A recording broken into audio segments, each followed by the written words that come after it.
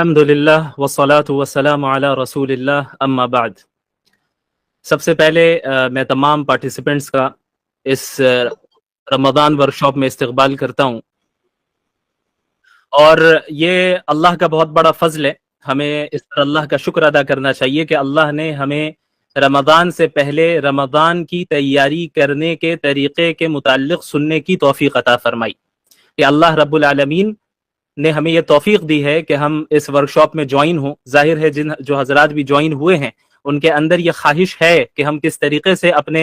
آنے والے رمضان کو زیادہ سے زیادہ بہتر بنا سکیں، اور کس طریقے سے آنے والے رمضان میں ہم اللہ کو زیادہ سے زیادہ راضی کر سکیں۔ تو یہ توفیق ملنا، یہی اللہ کی خوشنودی اور اس کی رضامندی کا پہلا اسٹیپ ہے، کہ آپ کو اللہ نے یہ توفیق دی ہے، ہمیں اللہ نے یہ توفیق دی ہے۔ اب اس توفیق کا صحیح استعمال کر کے ہم کس طریقے سے اللہ رب العالمین کو راضی کرنے والے بن جائیں، اور رمضان کے صحیح اہمیت کی جو اصل ہمیں جس طرح قدر کرنی چاہیے اس طرح قدر کرنے والے بن جائیں۔ اور چند بات اسے بھی اپنے ذہن میں رکھیں کہ یہ جو لیکچرز دیے جائیں گے، جو مختلف ٹاپکس پہ ٹوٹل 6 سے 7 ٹاپکس کور کیے جائیں گے ان 2 دن میں، آپ اپنے قلم اور کاپی کو اپنے ساتھ رکھیں، نوٹ بک کو اپنے ساتھ رکھیں، اور اپنی کنوینئنس کے اعتبار سے جس لینگویج میں آپ کو آسانی ہو امپورٹنٹ پوائنٹس کو ضرور نوٹ کریں۔ ہمارے جو سلف صالحین تھے رحمہم اللہ، ان کا یہ معمول رہا ہے کہ وہ جو علم سیکھتے تو اپنے علم کو وہ قلم بند کر لیا کرتے، یعنی اسے نوٹ کر لیا کرتے، لکھ لیا کرتے، کیونکہ انسانی میموری جو ہے وہ کب بھول جائے، وہ چیزیں کب نکل جائیں انسانی میموری سے، اس کا پتہ نہیں ہے کسی کو۔ لہٰذا لگتا ایسا ہے کہ ہم ساری چیزیں یاد کر لیں گے، لیکن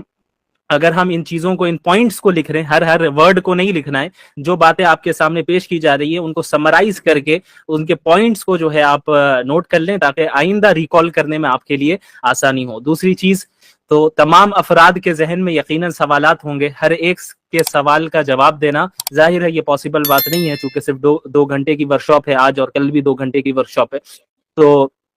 اس کے لیے طریقہ کار یہ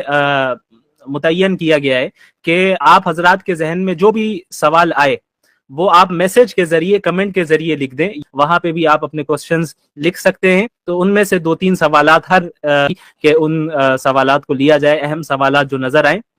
انہیں ہم لیں انشاءاللہ تعالی۔ تو جو میرا ٹاپک ہے وہ ہے ویلکمنگ رمضان، کہ ہم رمضان کا استقبال کس طرح کریں۔ ہم دیکھتے ہیں معاشرے میں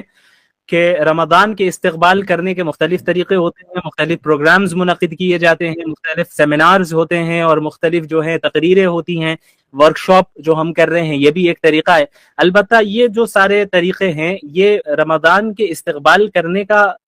اصل طریقہ نہیں ہے، بلکہ یہ ذریعہ ہے کہ اس ذریعے کے واسطے سے ہم یہ جان سکیں کہ استقبال رمضان کس طریقے سے ہونا چاہیے۔ رمضان کو ویلکم ہم اس ورکشاپ سے نہیں کر رہے ہیں، رمضان کا استقبال ہم تقریروں کے ذریعے یا پروگرامز کے ذریعے نہیں کرتے ہیں۔ سلف صالحین، اللہ کے رسول صلی اللہ علیہ وسلم اور صحابہ کرام نے جس طریقے سے رمضان المبارک کا استقبال کیا ہے، اس طریقے کو جاننے کے لیے اس ورکشاپ کو منعقد کیا گیا ہے۔ تو ہم نے ورکشاپ کو جوائن کر لیا تو اس کا یہ مطلب نہیں کہ ہم نے رمضان کا استقبال کر لیا، رمضان کا استقبال کرنا ابھی باقی ہے۔ تو رمضان کا استقبال اللہ کے رسول صلی اللہ علیہ وسلم اور صحابہ کرام کس طرح فرمایا کرتے تھے، اسے ہمیں جاننا ہے۔ آپ کو معلوم ہونا چاہیے کہ اللہ کے رسول صلی اللہ علیہ وعلی آلہ وصحبہ وسلم شعبان کے مہینے سے ہی رمضان کی تیاریاں شروع کر دیتے تھے۔ حضرت عائشہ رضی اللہ عنہا فرماتی ہیں کہ اللہ کے نبی صلی اللہ علیہ وسلم جتنے زیادہ نفلی روزے شعبان کے مہینے میں رکھا کرتے تھے، اتنے زیادہ نفلی روزے کسی اور مہینے میں نہیں رکھتے تھے۔ اتنا اہتمام ابھی سے ہوتا تھا۔ حضرت اسامہ بن زید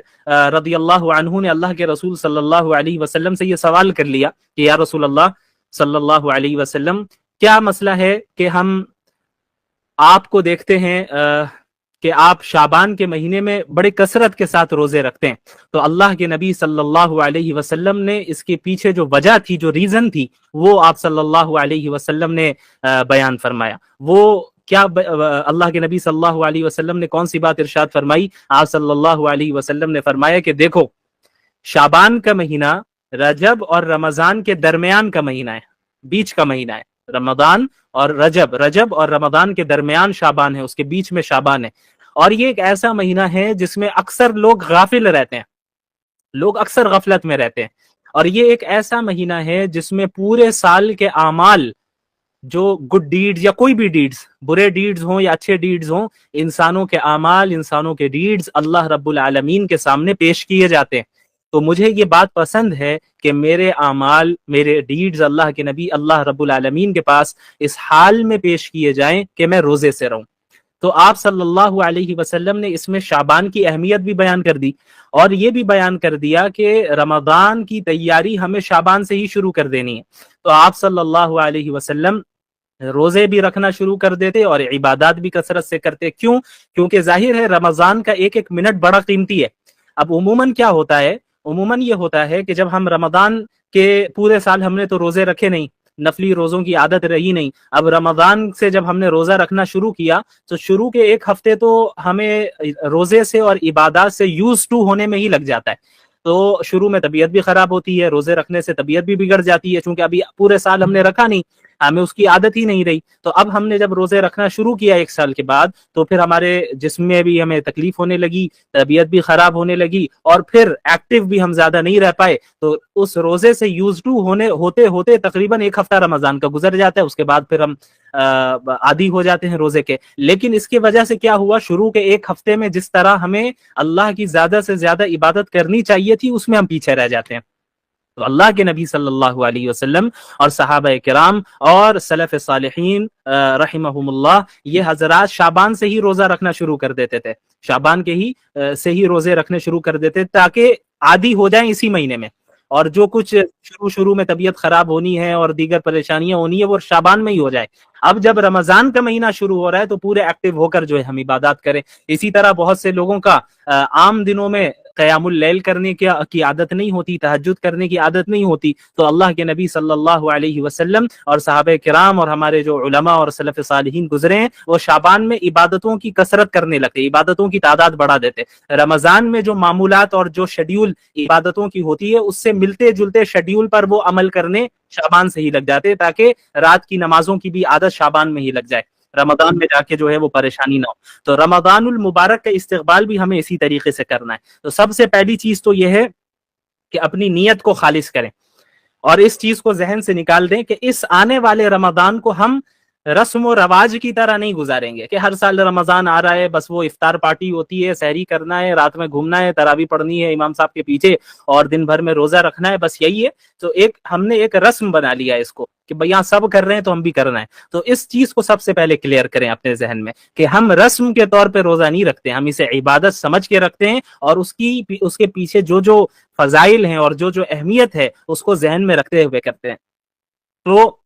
سب سے پہلی چیز یہ ہے کہ اپنی نیت کو خالص کرنا، نیت کی اصلاح کرنا کہ ہم رمضان کے روزے کس کے لیے رکھ رہے ہیں، رمضان کی عبادت ہم کس کے لیے کر رہے ہیں، ہم اللہ کو راضی کرنے کے لیے کر رہے ہیں۔ ایک تو یہ ہے کہ بری نیت ہو، لوگوں کو دکھلاوے کے لیے ہم کر رہے ہیں، بھائی روزہ ہم رکھ رہے ہیں تاکہ لوگ دیکھیں، لوگ کہیں کہ ہم روزے دار ہیں، یا روزہ ہم اس لیے رکھ رہے ہیں کہ تاکہ یہ لوگ نہ کہے کہ بھائی دیکھو مسلمان ہے روزہ نہیں رکھتا ہے۔ نماز تراویح یا قیام اللیل ہم پڑھ رہے ہیں یا عبادتیں کر رہے ہیں اس لیے کر رہے ہیں کہ گھر والے کہیں یا دیکھنے والے کہیں کہ بڑا عابد و زاہد ہے، یا سب کر رہے ہیں اس لیے ہم کر رہے ہیں۔ تو یہ دونوں طریقے صحیح نہیں ہے۔ ایک ہوتا ہے کسی عمل کے پیچھے غلط مقصد ہونا، غلط نیت ہونا، اور ایک ہوتا ہے کہ کسی عمل کے پیچھے کوئی نیت ہی نہیں ہونا۔ یہ دونوں بری چیزیں، نیت کا نہ ہونا، بس چونکہ سب کر رہے ہیں تو ہم بھی کر رہے ہیں، یہ کوئی اچھی نیت نہیں ہے، یہ کوئی اچھا طریقہ نہیں ہے کہ بس آپ نے لوگوں کو دیکھ کر جو ہے فالو کرنا شروع کر دیا، اور اس کی جو اہمیت ہے اس کو اپنے ذہن میں مستحضر نہیں کیا، اس کو اپنے ذہن میں پریزنٹ نہیں رکھا، اور بری نیت ہو تو یہ بھی بڑی خطرناک چیز ہے۔ تو ہماری نیت کیا ہونی چاہیے؟ ہماری نیت یہ ہونی چاہیے کہ ہم رمضان میں تمام عبادتوں کو، چاہے وہ روزہ ہو یا رات کی نماز ہو یا اس کے علاوہ غریبوں کے درمیان صدقہ و خیرات کرنا ہو، افطار کرانا ہو یا سحری کرنا ہو یا نمازوں کا اہتمام ہو، صدقات کا اہتمام ہو، ذکر و اذکار کا اہتمام ہو، یہ سب ہم صرف اللہ کو راضی کرنے کے لیے کر رہے ہیں، اور اس لیے کر رہے ہیں کہ اللہ سے تقرب حاصل ہو جائے۔ رمضان کا جو مہینہ ہوتا ہے یہ ایک ٹریننگ، تربیتی کورس ہوتا ہے، ایک مہینے کے کورس سے اللہ رب العالمین ہمیں گزارتے ہیں کہ پورے 11 مہینے جو ہے ایک بندہ دنیا کے پیچھے بھاگتا رہتا ہے، اور کبھی اکثر ایسا ہو جاتا ہے کہ دنیا غالب آ جاتی ہے، اللہ کو بھول جاتا ہے۔ دنیا غالب آ جاتی ہے، اللہ کو وہ بھول جاتا ہے۔ تو رمضان کے مہینے میں ٹریننگ ہو رہی ہوتی ہے کہ بھئی اب آ جائیں، جہاں جہاں بھٹکے ہوئے جو ہیں، اللہ آواز لگا رہا ہے کہ سب آ جائیں، آئیں اور اپنی اصلاح کر لیں، آئیں اور ہمارے قریب آئیں۔ اب آپ دیکھیں اللہ کے نبی صلی اللہ علیہ وسلم نے رمضان کے متعلق کیا فرمایا۔ اللہ کے نبی صلی اللہ علیہ وسلم نے فرمایا کہ جب رمضان کا مہینہ شروع ہوتا ہے تو فتحت ابواب الجنہ واغلقت ابواب النار، کہ جنت کے دروازے کھول دیے جاتے ہیں اور جہنم کے دروازے بند کر دیے جاتے ہیں۔ کیوں بھائی ایسا کیوں کیا جاتا ہے؟ اس کا کیا تعلق ہے؟ ابھی تو ہمیں جنت میں اٹھ کے جانا نہیں ہے، ایسا تو نہیں عید کے دن ہی جنت چلے جائیں یا عید کے دن ہی جہنم چلے جائیں، ایسا تو نہیں ہوتا ہے۔ کیوں ایسا پھر اللہ تعالیٰ فرماتے ہیں ایسا اس لیے کرتے ہیں چونکہ یہ رمضان کا پروٹوکول ہے، یہ رمضان کا پروٹوکول ہے کہ رمضان کی ابتدا ہوگی، جنت کے دروازے سارے دروازے کھول دیے جائیں گے اور جہنم کے سارے دروازے بند کر دیے جائیں گے۔ یہ انڈیکیشن ہے،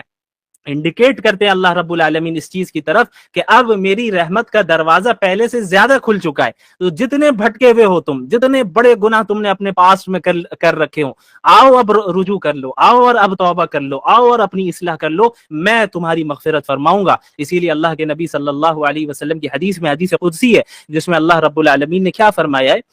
کہ لو بلغت ذنوبک عنان السماء، تمہارے گناہ آسمانوں تک کیوں نہ پہنچ جائے۔ یہ شیطان کے بہکانے کا طریقہ ہے، شیطان کا ایک بہت بڑا ٹریپ ہے یہ، اس کو ذہن میں رکھیں کہ وہ انسان کے ذہن میں بات ڈالتا ہے کہ بھئی تم تو پورے سال گناہ کرتے آئے، تم نے جو اپنے پاس میں فلاں گناہ کیا ہے، تم نے جو ہے غلط تعلقات رکھے، تم نے کسی کا مال دبایا ہے، اور تم نے جو ہے زنا کیا ہے، تم نے یہ کیا ہے، تم نے وہ کیا، یہ سارے گناہ اپنی جگہ پر، اس سے توبہ کرنا ضروری ہے، اور جن کا حق دبایا گیا ہے ان کا حق لوٹانا ضروری ہے۔ لیکن شیطان کیا وسوسہ ڈالتا ہے؟ شیطان یہ وسوسہ ڈالتا ہے کہ بھئی اب عبادت کر کے کیا فائدہ، تم نے تو پچھلے سال گناہ کیے تھے، ابھی پچھلے مہینے تم نے یہ غلطی کی، پچھلے مہینے تم نے اللہ کی اس طرح نافرمانی کی، تو اب تمہاری دعا کرنے سے جو ہے، تمہاری دعا سے اللہ کوئی تمہیں معاف کرنے والا نہیں ہے، کس منہ سے اللہ کے پاس جاؤ گے؟ یہ شیطان کا ٹریپ ہے، اس سے بچنا ہے۔ اسی لیے اللہ رب العالمین نے فرمایا قل یا عبادی الذین اسرفوا علی انفسہم لا تقنطوا من رحمت اللہ، کہ اللہ کے رسول آپ میرے بندوں سے کہہ دیجئے۔ یہ دیکھیں آپ، اللہ بندے کہہ کر پکار رہے ہیں ہر ایک کو، جو بڑے سے بڑا دیندار ہے اس کو بھی، اور جو بڑے سے بڑا گنہگار ہے اس کو بھی، آخر سب اللہ ہی کے بندے۔ اللہ فرما رہے ہیں کہ آپ میرے بندوں سے کہہ دیجئے لا تقنطوا من رحمت اللہ، کہ تم اللہ کی رحمت سے مایوس نہ ہو، اللہ کی مرضی سے مایوس نہیں ہونا ہے۔ کیوں؟ کیونکہ مایوسی تو یہ کفار کا طریقہ ہے، مایوسی یہ مسلمانوں کا طریقہ نہیں ہے۔ لا تقنطوا من رحمت اللہ ان اللہ یغفر الذنوب جمیعا،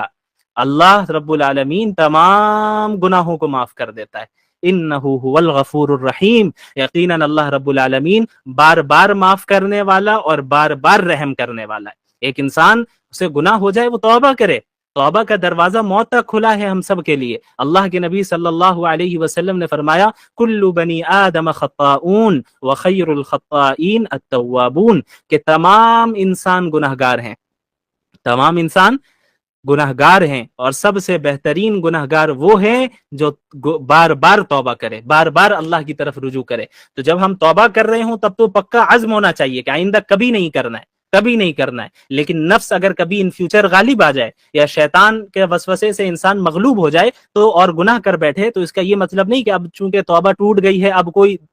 ریٹرن ہونے کا دروازہ نہیں، ایسا نہیں ہے۔ پھر آپ اسی پکے عزم کے ساتھ توبہ کریں۔ تو رمضان کے مہینے کا استقبال ہمیں توبہ کے ذریعے کرنا ہے، اپنی نیت کی درستگی کے ذریعے کرنا ہے، اس میں اخلاص پیدا کر کے کرنا ہے کہ ہم جو کام کرنے کے لیے جا رہے ہیں وہ اللہ رب العالمین کے لیے ہی کرنے جا رہے ہیں۔ اور اسی طرح اللہ کے نبی صلی اللہ علیہ وسلم نے